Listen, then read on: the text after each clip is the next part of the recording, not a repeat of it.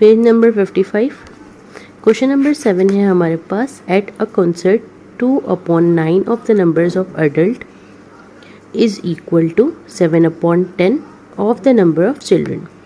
एक कॉन्सर्ट है जहाँ पर 2/9 नंबर्स ऑफ अडल्ट जो हैं वो इक्वल है 7/10 of the numbers of children के according.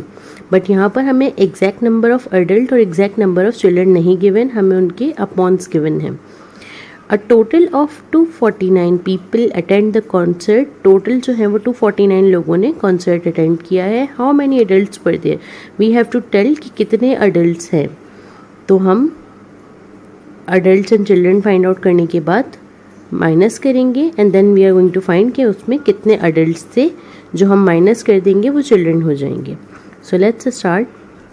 Here we have, let's suppose the total number of adult जो है हमने सपोज कर लिया x and total number of children हमने सपोज कर लिया y, बिकॉज हमारे पास यहाँ पर adult और चिल्ड्रंस के नंबर गिवन नहीं है। सो हमने x एंड y सपोज कर लिया अकॉर्डिंग टू द इक्वेशन के अकॉर्डिंग। जब दोनों चिल्ड्रन एंड एडल्ट को ऐड कर लेंगे तो 249 हो जाएगा। It means x plus y is 249।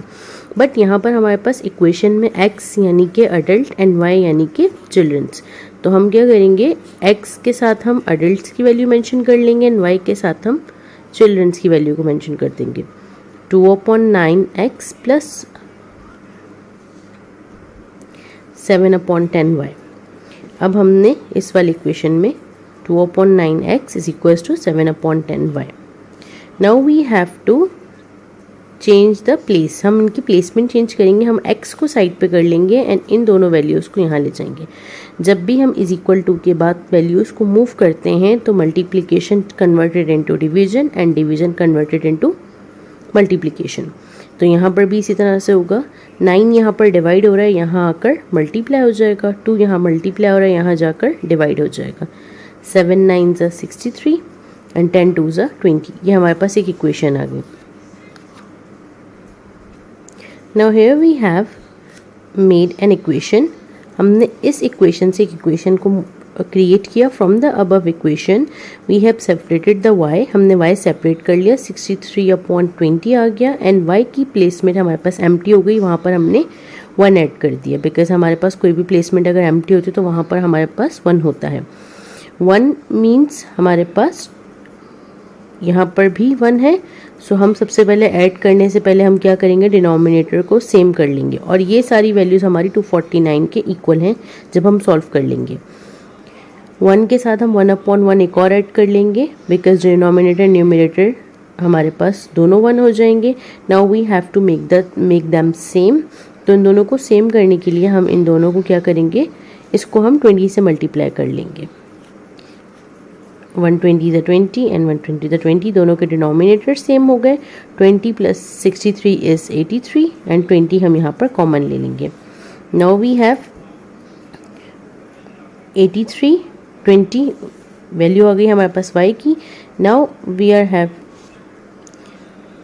We have to move this side with 249। तो हम क्या करेंगे, सबसे पहले जब हम प्लेसमेंट चेंज करेंगे तो प्लेसमेंट चेंज करने के लिए हमारा 20 यहाँ पर डिवाइड हो रहा है, यहाँ जाकर मल्टीप्लाई हो जाएगा एंड 83 यहाँ मल्टीप्लाई हो रहा है, यहाँ आकर डिवाइड हो जाएगा।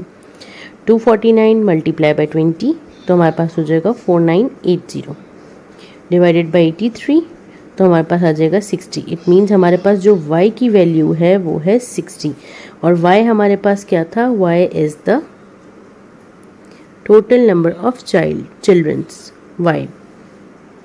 सो y की वैल्यू हमारे पास आ गई 60। Now we have to subtract this 60 from the total number given.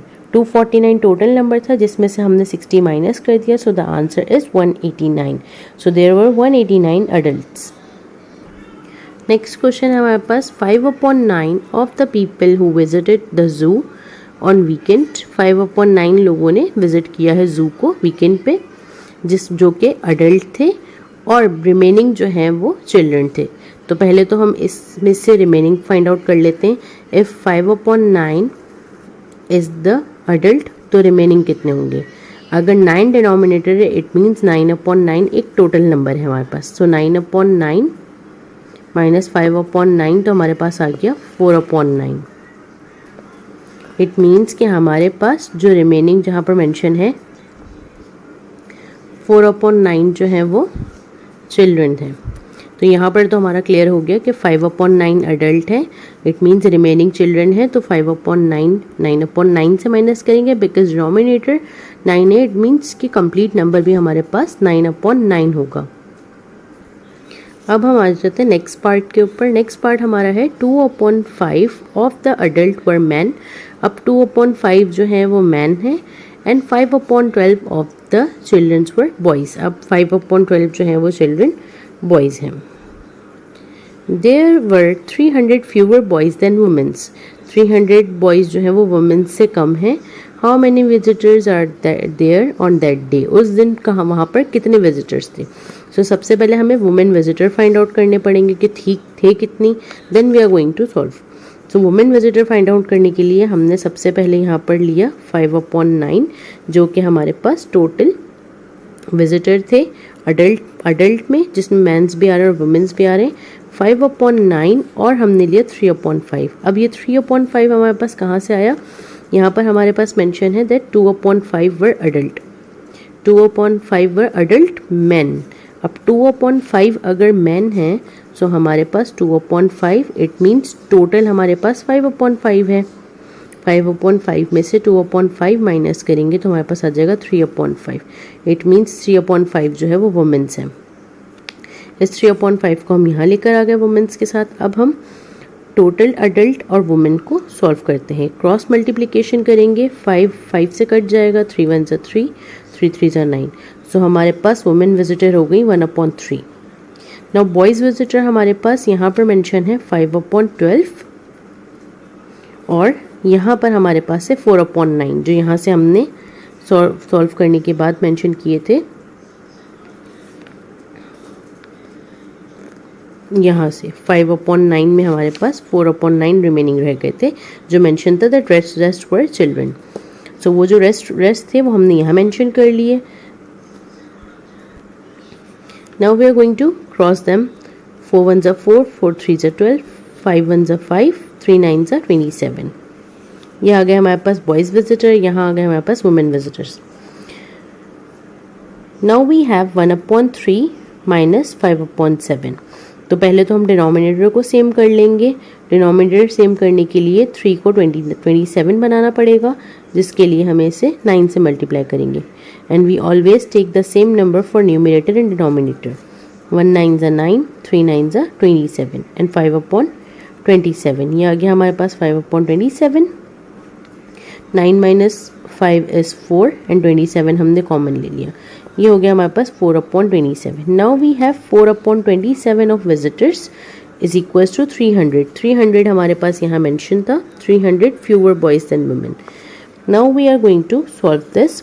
अब हम 27 यहाँ पर डिवाइड हो रहा है, यहाँ जाकर मल्टीप्लाई, 4 यहाँ मल्टीप्लाई हो रहा है, यहाँ आकर डिवाइड हो जाएगा।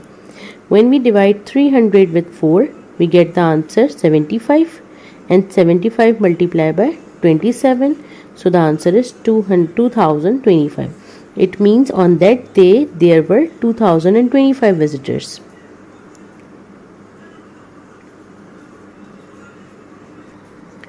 Question number 9, page number 57.